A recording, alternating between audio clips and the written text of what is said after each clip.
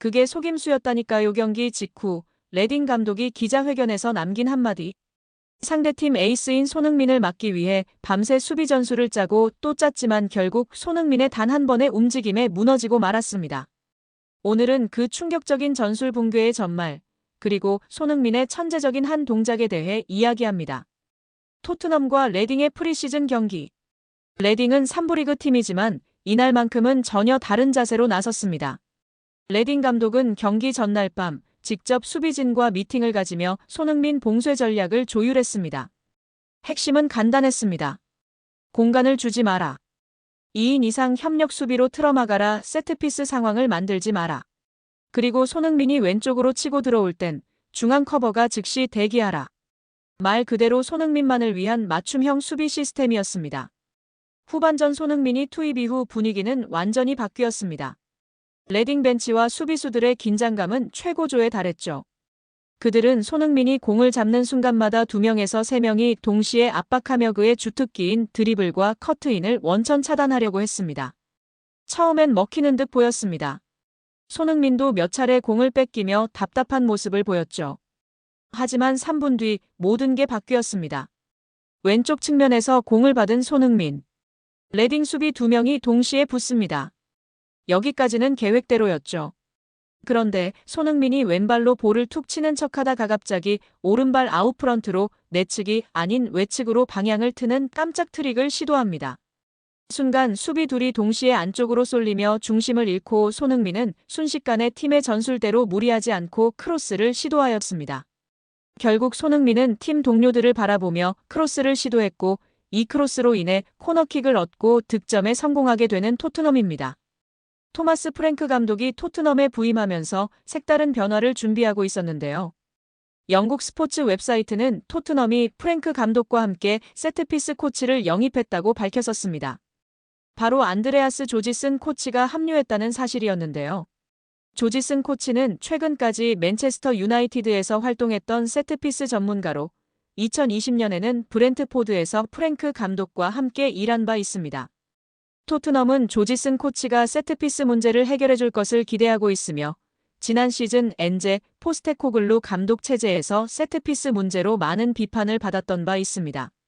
직전 감독이었던 포스테코글루는 세트피스 문제로 팬들에게 많은 질타를 받았으며 특히 지난 시즌 막판 세트피스에서 잦은 실점 허용으로 비판을 받았었습니다. 프랭크 감독은 이러한 문제를 일찍 방지할 것으로 보입니다. 조지슨 코치는 브렌트포드, 아스널, 사우스햄튼, 맨체스터 유나이티드 등 여러 구단에서 세트피스 코치로 활약한 바 있으며 특히 브렌트포드 시절 세트피스 효율성 개선에 큰 역할을 한 인물로 알려져 있습니다. 조지슨의 합류는 토트넘의 세트피스를 개선시킬 좋은 영입이 될 것으로 기대받았는데요. 이러한 일로 인해 손흥민은 세트피스 상황을 계속해서 만들어라는 감독의 지시에 확실하게 순응하며 과감하게 크로스를 올리고 돌파하며 코너킥을 여러 차례 만들었던 것입니다. 결국 전반 내내 답답했던 왼쪽 측면이 손흥민의 돌파와 크로스로 코너킥을 2차례 이상 만들었고 그 코너킥으로 인해 득점 상황을 만들어냈던 토트넘입니다. 레딩 입장에서는 세트피스 상황을 만들지 말라고 주문했는데 손흥민의 돌파와 크로스를 허용할 수밖에 없었던 것입니다. 경기 후 기자들이 레딩 감독에게 질문합니다. 손흥민 한 동작에 완전히 무너졌는데 전술이 실패한 건가요? 그러자 감독은 고개를 천천히 젓더니 이렇게 말합니다. 실패한 게 아닙니다. 그건 그냥 사람이 할 수 없는 움직임이었어요. 그게 속임수였다니까요. 우린 반응할 수 없었어요. 그 한마디에 기자석은 술렁였고 현지 팬들 사이에선 손흥민은 이미 월드클래스를 넘어 예술의 경지다라는 반응까지 나왔습니다. 손흥민의 진짜 무기는 단순한 스피드나 양발이 아닙니다. 바로 의도를 숨기는 능력, 그리고 상대가 예상할 수 없는 순간에 예상할 수 없는 선택을 해내는 순간의 천재성이죠. 그날 레딩 수비진은 손흥민이라는 한 명의 선수에게 90분이 아닌 단 3분 만에 무너졌습니다.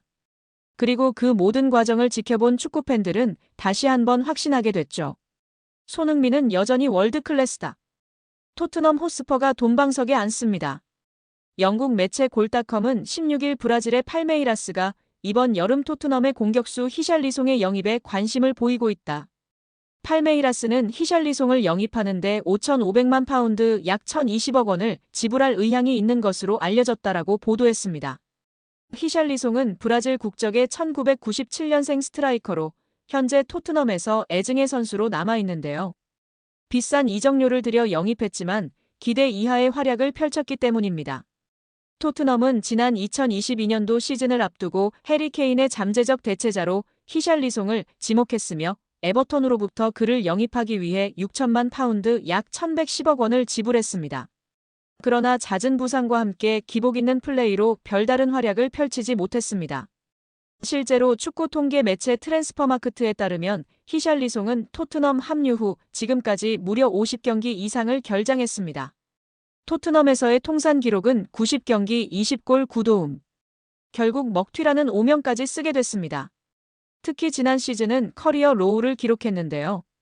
개막 후 2경기 만에 근육에 이상이 생기면서 부상자 명단에 이름을 올렸으며 2달간의 재활 끝에 복귀했으나 또다시 문제가 발생해 전력에서 이탈했습니다. 최종 성적은 24경기 5골 2도움. 결국 몸값이 수두역하였습니다. 토트넘 소식통 토트넘 호스퍼 뉴스는 지난 3월 히샬리송의 시간은 끝났다라고 보도하며 다니엘 레비 회장은 최대 5,500만 파운드 약 1,020억 원의 손실을 각오해야 할 수도 있다라고 밝힌 바 있습니다. 그런데 대반전이 일어난 것인데요. 잘하면 토트넘이 웃을 수 있게 됐습니다. 브라질 구단 팔메이라스가 히샬리송을 강력히 원하고 있는 상황입니다. 이에 골닷컴은 팔메이라스는 히샬리송에게 핵심 자원으로 기용하겠다는 명확한 비전을 제시했으며 브라질 국가대표팀에서의 입지도 유지할 수 있다는 점을 강조했다라고 설명했습니다. 나아가 팔메이라스는 토트넘이 요구하는 5,500만 파운드 약 1,020억 원을 파악하고 있으며 이를 맞출 준비가 되어 있다. 최근 2025 국제축구연맹 피파 클럽 월드컵 상금을 통해 충분한 자금을 확보했기 때문이라고 전했습니다. 이에 따라 손흥민은 경험 많은 베테랑으로 솔란케와 함께 토트넘의 최전방을 책임지는 선수로 활용될 가능성이 높아졌습니다. 토트넘 호스퍼가 손흥민과 결별을 준비하고 있다는 전직 스카우터의 주장이 제기됐습니다. 주장에 따르면 모하메드 쿠두스를 영입하고 다른 선수들을 추가로 노리고 있는 토트넘의 행보는 손흥민과의 결별을 준비하는 과정 중 하나이며 손흥민은 이번 여름 이적 시장에서 자신에게 관심을 보이는 중인 사우디아라비아 혹은 미국 중 한 곳을 선택할 가능성이 높은데요. 만약 손흥민이 토트넘을 떠나게 된다면 그가 사우디아라비아로 이적해 거액의 연봉을 받는 것을 선택할지 아니면 생활 환경이 좋은 미국에서 남은 커리어를 보내는 쪽을 고를지 관심입니다. 앞서 토트넘은 지난 15일 구단 공식 사회관계망 서비스 SNS를 통해 손흥민이 프리시즌 훈련에 참여한 모습을 공개했습니다. 사진 속 손흥민은 밝은 표정으로 훈련용 민소매 상의를 입고 훈련에 임하고 있었습니다.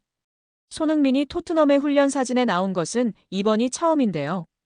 지난 10일 인천국제공항을 통해 영국으로 출국, 12일 토트넘 프리시즌 캠프에 합류한 손흥민은 메디컬 테스트와 간단한 체력 테스트를 받은 뒤 본격적으로 훈련을 시작했습니다. 이제 막 몸을 끌어올리기 시작한 손흥민이 오는 19일 레딩전에 출전할 수 있을지는 모르지만 손흥민은 이달 말 예정된 홍콩과 한국에서 열리는 친선 경기의 모습을 드러낼 전망입니다.